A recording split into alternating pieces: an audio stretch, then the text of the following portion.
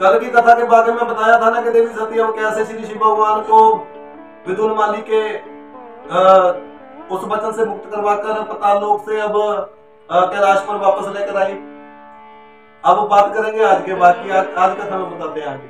तो आज श्री शिव भगवान और देवी सती अकेले जहां पर श्री शिव भगवान ध्यान लगाते थे बैठकर, वहां पर बैठे हैं दोनों।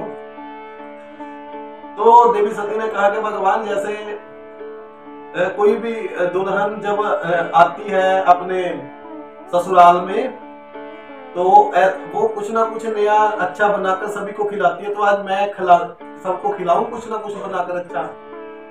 तो श्री शिव भगवान बोले, जैसी तुम्हारी इच्छा सती तुम कर सकती हो।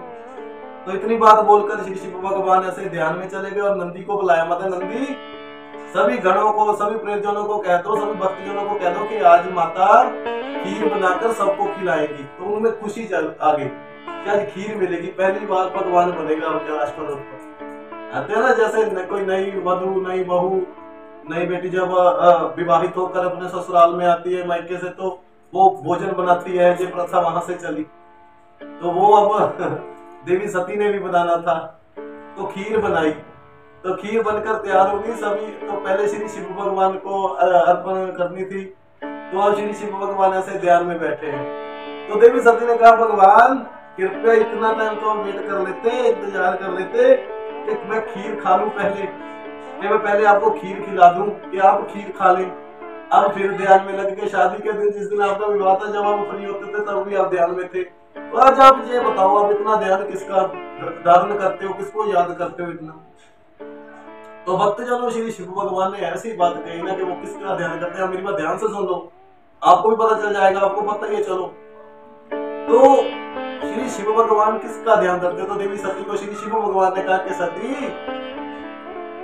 मैं इस कुदरत में बस रहे कण कण, जर्रे जर्रे में बसे हुए सभी जीव, सभी जीवाणुओं, सभी प्राणियों, सभी गंधर्वों, सभी यशों, सभी केंद्रों, सभी मनुष्यों, सभी पंछियों, सभी जानवरों, वनस्पति का ध्यान रखता हूँ, सबका ख्याल रखता हूँ, सब पर अपनी नजर दृष्टि रखता हूँ, सबसे बातें करता हूँ, अलग अलग रूप वेश धारण करके।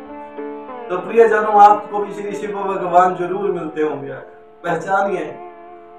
तो श्री शिव भगवान की बात सुनकर देवी आश्चर्य कि जी हाँ भगवान, आप सभी का ध्यान, आप भी सबका ध्यान रखते हो। जैसे कि आप श्री ऐसे कहते हो ना, ओम नमः शिवाय, श्री शिव भगवान जी कृपया मेरी ये बात आप सुन लीजिए भगवान। तो श्री शिव भगवान को पहले सुनने के लिए आपके पास ही होते हैं, उनके लिए ज्यादा कुछ कर दिखाने की जरूरत नहीं होती, उनको तो पता ही है, वो तो हाजिर है। श्री शिव भगवान ने खुद कह दिया कि मैं तो खुद अपने भक्तों के पास होता हूँ। जैसे मेरे भक्त की सारी मनसा अरदासें मेरे पास होती है, तो मैं खुद भक्त के पास होता हूँ, किसी ना किसी। तो आज की शिक्षा में हमें ये शिक्षा मिलती है कि श्री शिव भगवान अपने बच्चों को ध्यान में रखते हैं। अगर उनके बच्चे उनका ध्यान रखते हैं तो श्री शिव भगवान को उनका ध्यान रखते हैं। अगर बच्चों के पास भगवान है तो घबराने की जरूरत नहीं, भगवान के पास बच्चे हैं तो बच्चों के पास भी भगवान। तो आज की कथा में इतना ही, तो कल आगे बताएंगे कि अब तारकासुर ने नारद मुनि जी का वेश क्यों धारण किया दोपहर, मतलब 6 घंटों के लिए। अब वो श्री नारद मुनि का रूप धारण कर, तो खुद नारद मुनि बनकर क्या करेगा, जिससे देवी सती और श्री शिव भगवान का जो जिंदगी का चक्कर है, जो ये सिलसिला है, ये कैसे, मतलब ये जो शिव गाथा है, कैसे खुद अब आगे दक्ष के वो यज्ञ की ओर चलेगी। ये सब बातें होकर आगे के बाद में